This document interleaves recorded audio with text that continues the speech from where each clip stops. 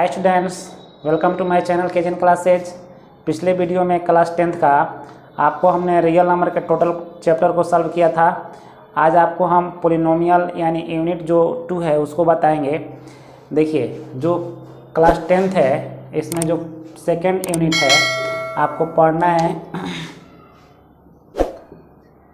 Unit 2 में पढ़ना है बहुपद यानी पोलिनोमियल पढ़ना है।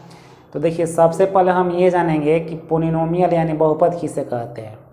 तो देखिए, इसका परिभाषा होता है कि जो समीकरण a0x a1x के power 1 a2x square plus dot dot plus an x के पावर n के रूप में हो उसे हम बहुपद कहते हैं। देखिए, कोई भी हम समीकरण ले लें सब का सब बहुपद होता है, लेकिन उसका जो घात होता है उसका जो नाम होता है अलग अलग होता है। तो देखिए, अभी आपको मैंने क्या बताया कि जो समीकरण a0x a1x के power 1 a2x square plus an के पावर n के रूप में हो उसे हम बहुपद कहते हैं। अब देखिए, हम लोग बहुपद के प्रकार जानेंगे। तो बहुपद के जो प्रकार होते हैं आपको 4 तरह से बहुपद पढ़ना है। एक पहला पढ़ना है रैखिक बहुपद। इसका जो व्यापक रूप होता है ax + b होता है। दूसरा पढ़ना है द्विघात बहुपद। इसका जो व्यापक रूप होता है ax square plus bx plus c होता है। तीसरा होता है त्रिघात बहुपद। इसका व्यापक रूप ax cube plus bx square plus c plus d होता है। और चौथा होता है शून्य घात का बहुपद। इसको हम क्या लिखते हैं ax के पावर 0 या ay के पावर 0 लिख सकते हैं। अब इसमें देखिए, अब बात आती है क्या कि रैखिक बहुपद में जो घात होता है, रैखिक बहुपद में जो घात होता है उसका संख्या कितना होता है, घात का मान कितना होता है। तो देखिए, रैखिक बहुपद में जो चर का अधिकतम घात होता है 1 होता है। तो देखिए, यहाँ चर के घात 1 लिख दिए हैं। जो द्विघात बहुपद होता है उसमें चर का अधिकतम घात कितना 2 होता है। और त्रिघात बहुपद जो होता है चर का अधिकतम घात कितना होता है 3 होता है। और जो शून्य घात का बहुपद होता है उसमें चर का अधिकतम घात कितना होता है 0 होता है। अब इसी तरह से आपको देखिए, ये ऑब्जेक्टिव क्वेश्चन आपको 3 तरह से पूछा जा सकता है। एक तो आपको पूछ देगा क्या कि निम्न में से कौन रैखिक बहुपद है। तो आपको देखना होगा क्या कि जिस समीकरण में चर का अधिकतम घात 1 हो उसे हम रैखिक बहुपद जान लेंगे। द्विघात बहुपद में देखेंगे क्या कि घात 2 हो चर का और त्रिघात में 3 होना चाहिए। और शून्य घात में कितना 0 होना चाहिए। एक तरह से इस तरह से क्वेश्चन पूछ सकता है। और दूसरा ये पूछ सकता है क्या कि रैखिक बहुपद का व्यापक रूप, द्विघात बहुपद का व्यापक रूप और फिर त्रिघात बहुपद का व्यापक रूप, इस तरह से पूछ सकता है। और फिर ये भी पूछ सकता है क्या कि रैखिक बहुपद में चर का अधिकतम घात कितना होता है तो 1 होता है। द्विघात बहुपद में चर का अधिकतम घात कितना 2 होता है। और त्रिघात बहुपद में चर का अधिकतम घात 3 होता है। और शून्य घात में जो क्या होता है चर होता है उसका जो घात होता है 0 होता है। ये हमारा क्या हो गया, डेफिनेशन के अनुसार ये हमारा जो क्वेश्चन पूछा जाएगा एग्जाम में पूछा जाता है उसको हमने बता दिया। अब हम पढ़ेंगे बहुपद पहचानने का तरीका। तो देखिए, बहुपद पहचानने का तरीका क्या होता है, कोई भी समीकरण हो उस समीकरण में जो चर होगा उसका जो घात होता है, घात ऋणात्मक भिन्न में तथा रूट में हो तो वह समीकरण बहुपद नहीं हो सकता है।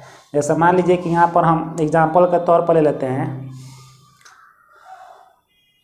x के पावर 2/3 और यहाँ -1। तो देखिए, इसका जो चर है, चर इसमें कौन है x है। x का जो घात है 2/3 है मतलब भिन्न में है, तो ये बहुपद नहीं हो सकता है।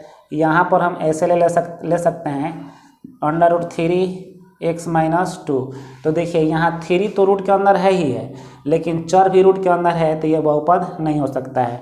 एक ये भी ले लेते हैं x के power -3 plus 4x square plus 2x plus 1। तो देखिए, इसमें जो चर है, चर का जो का है घात है ऋणात्मक है तो वो बहुपद नहीं हो सकता है। अर्थात यहाँ पर जितना हमने एग्जाम्पल लिया है इसमें से कोई भी समीकरण बहुपद के रूप में नहीं हो सकता है, क्योंकि बहुपद तभी होगा जब उसका घात क्या हो, घात बिना भिन्न वाला हो, रूट वाला बिना रूट वाला हो और बिना ये क्या हो पॉजिटिव हो। अगर निगेटिव आता है इसका पावर तो वह बहुपद नहीं हो सकता है।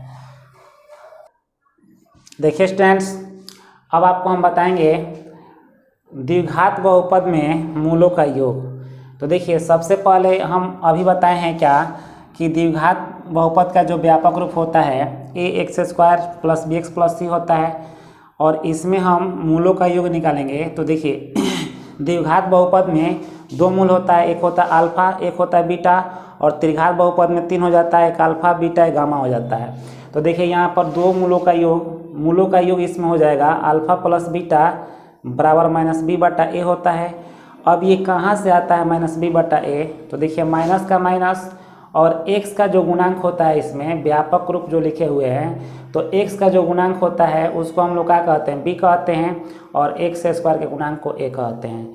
फिर यहाँ दूसरा इसका फॉर्मूला है कि मूलों का गुणनफल अल्फा इंटू बीटा हो गया, c बटा a होगा। अब c देखिए इसमें क्या होता है, अचर राशि, जिसके साथ मतलब क्या होता है, चर न हो, अचर राशि, और यहाँ पर a कौन होता है तो x स्क्वायर का गुणांक हो जाता है। इसका फिर तीसरा फॉर्मूला है कि द्विघात बहुपद का समीकरण, तो द्विघात बहुपद का समीकरण होता है x square minus alpha plus beta into x plus alpha into beta. अब देखिए त्रिघात बहुपद का जो व्यापक रूप होता है आपको मैंने बताया भी है और यहाँ लिख भी दिए हैं कि a x cube plus b x square plus c x plus d होता है। तो अभी मैंने आपको बताया कि जो त्रिघात बहुपद होता है इसमें तीन मूल होते हैं, एक अल्फा बीटा एक गामा होता है। तो देखिए इसमें जो फर्स्ट फार्मूला होता है मूलों का योग होता है। अच्छा ये भी लिख सकते हैं तीनों मूलों का योग, तो तीनों मूल इसमें कौन होंगे, अल्फा बीटा गामा, योग माने जोड़ हो गया, तो alpha plus beta plus gamma बराबर माइनस बी बटा ए होता है माइनस। अब देखिए कहाँ से आता है, तो जो त्रिघात बहुपद होता है उसमें बी एक्स स्क्वायर के गुणांक को लिया जाता है और एक्स क्यूब के गुणांक को ए लिया जाता है। अब देखिए दूसरा होता है दो मूलों के गुणनफल का योग, इसको हम कहते हैं दो मूलों के गुणनफल का योग को alpha beta beta gamma plus gamma alpha कहते हैं, और ये होता है सी बटा ए। तो इसमें त्रिघात में देखिए सी कहाँ है, एक्स के गुणांक को सी कहते हैं, और ए कहाँ से आएगा तो एक्स क्यूब के गुणांक को ए कहते हैं। इसी तरह से इसका तीसरा भी होता है, देखिए तीनों मूलों का योग तीन गुणनफल, तो देखिए गुणनफल होगा तो यहाँ पर प्लस नहीं, यहाँ पर इंटू होगा, alpha into beta into gamma, तो ये होता है माइनस डी बटा ए। तो त्रिघात बहुपद में देखिए डी कौन होता है तो अचर राशि होती है, और ए कौन होता है तो एक्स क्यूब का गुणांक होता है। इस तरह से यह हमारा द्विघात बहुपद और त्रिघात बहुपद का जो फॉर्मूला है आपको हमने लिख दिया है यहाँ पे। तो उम्मीद करता हूँ स्टूडेंट्स कि आज के वीडियो आपको समझ में आया होगा। अगर वीडियो में कोई दिक्कत हो तो आप कमेंट कर सकते हैं। अगर वीडियो समझ में आया हो तो ज़्यादा से ज़्यादा लाइक और शेयर करें।